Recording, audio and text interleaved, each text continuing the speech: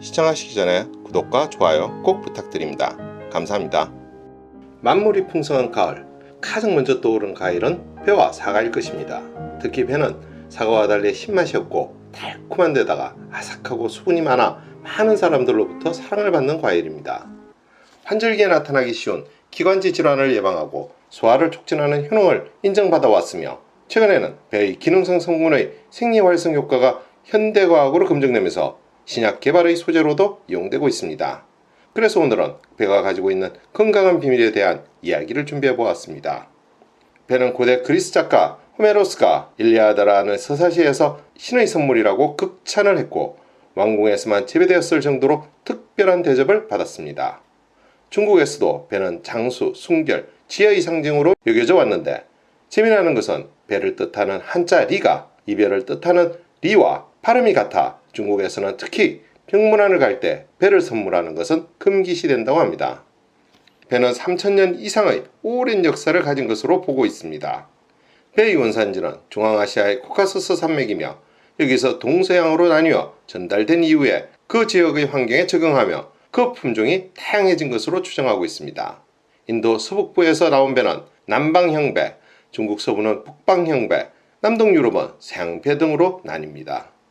한국에서 주로 재배되는 배의 고향은 중국 서부 지역입니다. 요동반도에서 백두대간을 거쳐 한반도로 유입됐고, 재배가 시작된 것은 삼국시대 이전부터로 알려져 있습니다. 삼국유사에는 신라 해공왕 때 각강대공의 집배나무에 참새떼가 많이 모였다라는 기록도 있고, 세종실록지리지에는 통곡물 목록에 나주배가 올라와 있어 배의 역사가 우리 민족과 오랜 기간 함께 했음을 알 수 있습니다. 특히 배는 차례상이나 제사상에 빠지지 않고 올리는 대표적 과일인데, 이는 조상에게 신성한 과일을 바쳐 집안의 앞날을 이롭게 하기 위함이란 의미를 담고 있습니다. 배가 다른 과일과 다른 특징 중에 하나가 먹을 때 아싹하게 씹히는 알갱이라 할 것입니다. 이것은 다른 과일에는 거의 없는 석세포라는 것인데, 배의 식이섬유를 구성하면서 과육의 1, 2%를 차지합니다. 주로 배 껍질이나 배의 중심부에 많이 분포하고 있는데, 배 껍질이 오돌토돌한 것도 바로 이 석세포 때문입니다. 이 석세포가 다른 과육세포에 비해 매우 단단하기 때문에 돌처럼 단단하다는 의미에서 석세포라고 합니다. 석세포가 단단한 이유는 세포벽의 형태가 서로 다르기 때문입니다. 세포는 그 형태에 따라 유세포, 후각세포, 후벽세포로 크게 분류하는데, 앞의 두 세포는 2차 세포벽이 없는 반면 후벽세포는 리그닌이라는 물질로 이루어진 2차 세포벽이 아주 두껍게 발달해 있습니다. 배의 과육세포는 유세포인데 반해 과육세포 속에 박혀있는 석세포는 후벽세포이기에 단단한 느낌을 주는 것입니다. 이러한 석세포는 양치질 효과를 줍니다. 실제로 배 반개를 먹으면 치아의 플라그가 20% 정도 줄어든다는 실험 결과도 있습니다. 오래 씹으면 알갱이가 이리저리 움직이며 이 사이의 플라그를 제거하는 것입니다.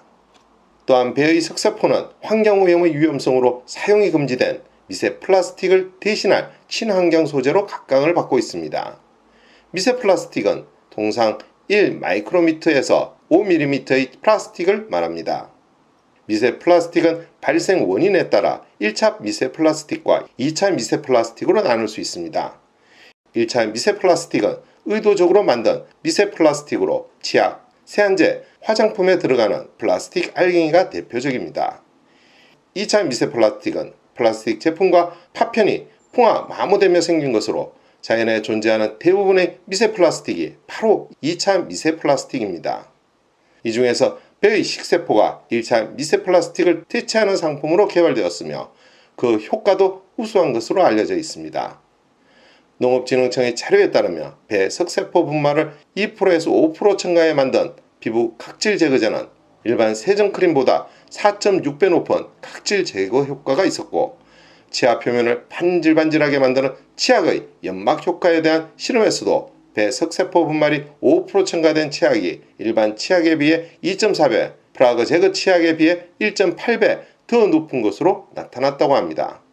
배는 성질이 차고 서늘해 한방에서는 몸에 열이 많은 사람이 가슴 속 열을 내려주고 갈증을 해소시키는 데 사용합니다. 숙취 증상을 없애주며 변비 해소에도 도움이 됩니다. 또 한 배는 기침, 가래 등 호흡기 질환의 예방과 치료, 그리고 소화를 촉진하는 데 탁월한 효과가 있습니다. 그래서 민간에서는 기침과 가래를 없애기 위해 속을 파낸 배에 꿀을 넣어 뚜껑을 덮어 푹 고아 만든 이분고를 애용해 왔습니다. 환절기에는 쉽게 피로해지고 면역력이 약해져 감기에 걸리기 쉬운데 배에는 피로 해소와 면역력 강화에 좋은 유기산 플라노이드가 풍부합니다. 그래서 예로부터 배는 겨울을 나기 위해 꼭 먹어야 할 과일로 여겨져 왔습니다. 배는 암을 예방하는 효과도 있다고 합니다. 배의 풍부한 식이섬유는 대장 내 발암물질을 체외로 배출시키는 역할을 합니다. 또한 폐경 후 유방암 예방에도 도움이 됩니다. 농업진흥청과 서울대 연구팀에 따르면 배를 먹으면 흡연이나 구운 음식 섭취 등으로 인해 체내에 쌓일 수 있는 발암물질의 혈액 내 함유량이 40% 정도 감소한 것으로 나타났다고 합니다.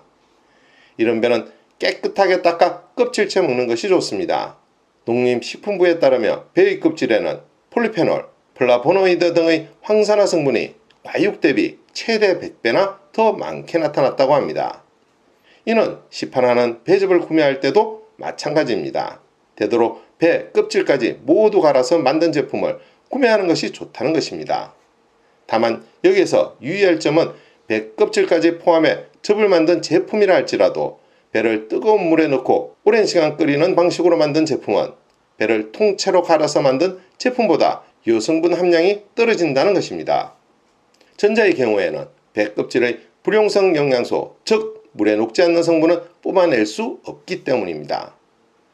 하지만 주의할 부분도 있습니다.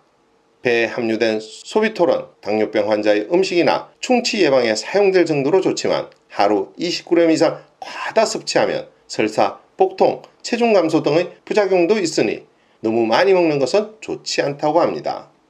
오늘의 이야기는 여기까지입니다. 더 좋은 이야기로 찾아뵐 수 있도록 구독과 좋아요 꼭 부탁드립니다. 알림 설정도 잊지 마시고요. 감사합니다.